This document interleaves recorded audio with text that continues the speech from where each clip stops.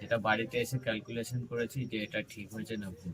হুম কিন্তু 18টা সঠিক আছে, দুটো ভুল গেছে, হুম এটুকুনি আমি শিওর।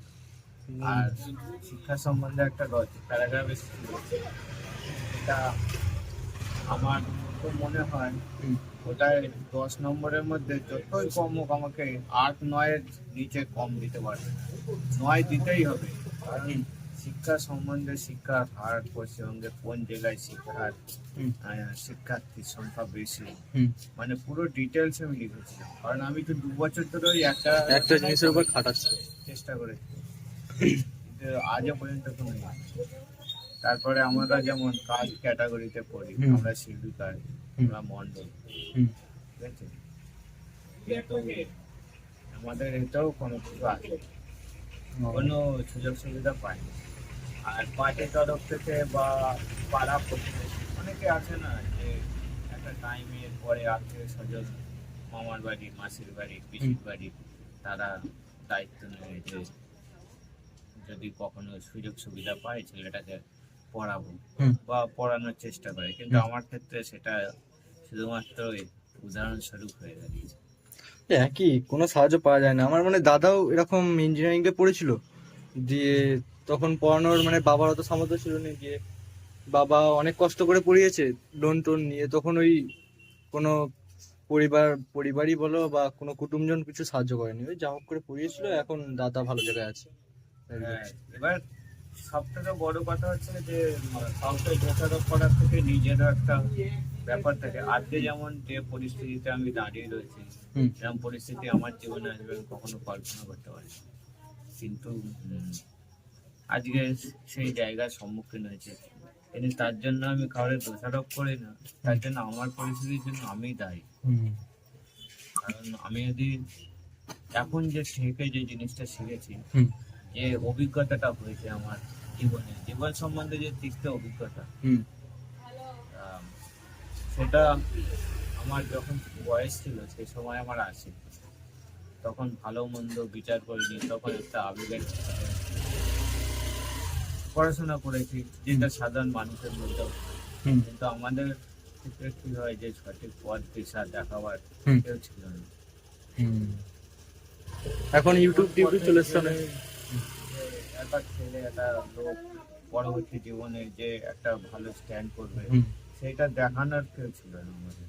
হুম এখনো নেই, এখনো বলবো না যে আছে, কিন্তু যেতে আসতে যতটা অভিজ্ঞতা মানুষের থেকে হুম অর্জন করেছে, মানে একটা জায়গায় পৌঁছেছে।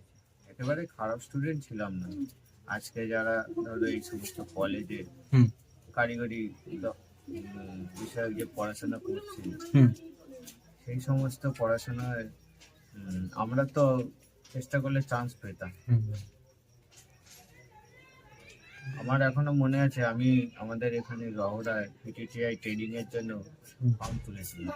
হুম যেহেতু আমরা এসসি ক্যাটাগরির মধ্যে পড়ি, হুম তখন অ্যাবাভ 90%-এর উপরে নাম্বার পেলে হুম তবে পিটিটিআই এর চান্স পেত।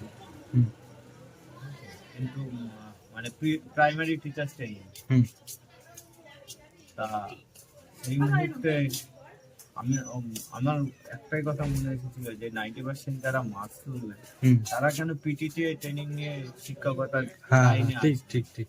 সেক্ষেত্রে সে 90%-এর উপরে নাম্বার পেয়ে নিশ্চয়ই ডাক্তারি ইঞ্জিনিয়ারিং ইঞ্জিনিয়ারিং কিংবা লাইনে যাবে। ডাক্তারি লাইনে যাবে, হ্যাঁ যেমন চিন্তাধারা এসেছিল। কিন্তু কিছু কথার নেই, হুম সবই আমার কপাল। তুমি অচেনা ছেলে, অনেক কিছু বলে ফেললাম তোমার। না না, ঠিক আছে, এটা মেমোরি হয়ে থাকবে তো একটা সময়। মেমোরির কিছু নয়, এটা জানলে, হুম কারণ আমার জীবনের সাথে সবার জীবন এক নাও হতে পারে। হুম প্রত্যেকেই আলাদা একটা বৈশিষ্ট্য, আলাদা একটা হুম সত্তা নিয়ে পৃথিবীতে জন্মায়। হুম প্রত্যেকেরই কোনো না কোনো ট্যালেন্ট আছে, সবাই যে এবার একই তোমার ক্যাটাগরি। তোমার যে অবস্থা আছে, ওর থেকেও খারাপ কাউরি থাকতেই পারে। অবশ্যই, হুম হয়তো আমি তোমাকে গল্প করবার বা বলার একটা জায়গা পেলাম বলে দুটো চারটে কথা তোমাকে বললাম, কিন্তু হুম, এমনও লোক আছে যে যে আমার থেকেও অনেক কঠিন পরিস্থিতিতে সে কাউকে বলতেও থেকে, পারে না। বলতে পারে না, বা সে কঠিন পরিস্থিতি থেকে হুম অনেক বড় জায়গায় পৌঁছে, হুম সেরকম বুড়ি বুড়ি উদাহরণ আছে। হুম অনেক আছে, অনেক। কিছুটা নিজের গাফিলতি, নিজের চেষ্টা। মেন হচ্ছে মানুষের যাতে চেষ্টা থাকে, সে যত বাধা বিঘ্নই আসুক না কেন ঠিক পৌঁছে যাবে। আমাদের মানে চেষ্টা আছে, সবই করেছি, কিন্তু আমার মনে হয় আমাদের হয়তো কোনো জায়গায় ভুল ভ্রান্তি হবে, যেখানে সেটা কাটিয়ে যদি উঠতে পারতাম হয়তো আরো ভালো বেটার পজিশনে যেতাম। ঠিক আছে, তুমি তো আমার কথা শুনে স্পিচলেস হয়ে গেলে। না না, স্পিচলেস ঠিক না, ব্যাপার জীবন কাহিনী। হ্যাঁ, ছাড়বো, তুমি দেখবে। ব্লগ করো, হুম। কালকে আমাকে দেখাবে হ্যাঁ কি ব্লগ করলে, কতটা এডিটিং করলে আমাকে নিয়ে। হ্যাঁ, সব ছাড়বো, ঠিক আছে। হ্যাঁ, আসছি তাহলে।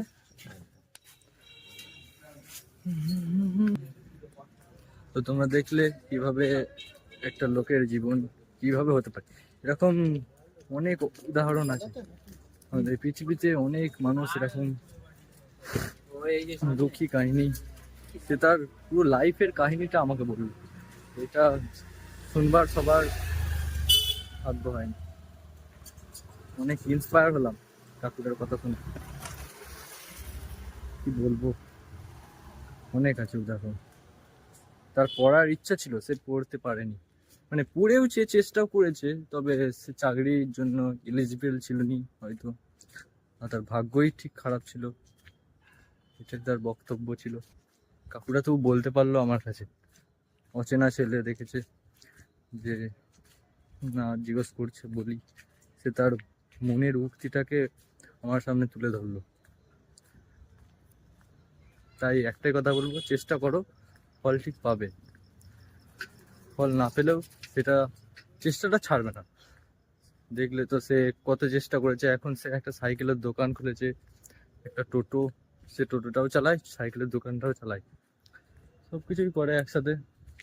লাইফটা এমনই, চেষ্টা করে যেতে হবে, চেষ্টা ছাড়া যাবে না। সে যদি এখন চেষ্টা ছেড়ে দিত, তার পরিবারকে কে সামলাতো, একটা ব্যাপার। দাদুর দোকান আসছে, অনেক বড় ভিডিও হয়ে গেছে, এত দেখার কাউরির হয়তো সময়ও হবে না, কিন্তু আমি ছাড়বো, পোস্ট করব। আমি কোনোদিন হেরে গেলে হবে না, পোস্ট করতে থাকবো, টাইম পেলে দেখো সবাই, এটাই বলবো। ঠিক আছে, চলো আজকের জন্য এটুকুই, আবার কালকে দেখা হবে, গুড বাই।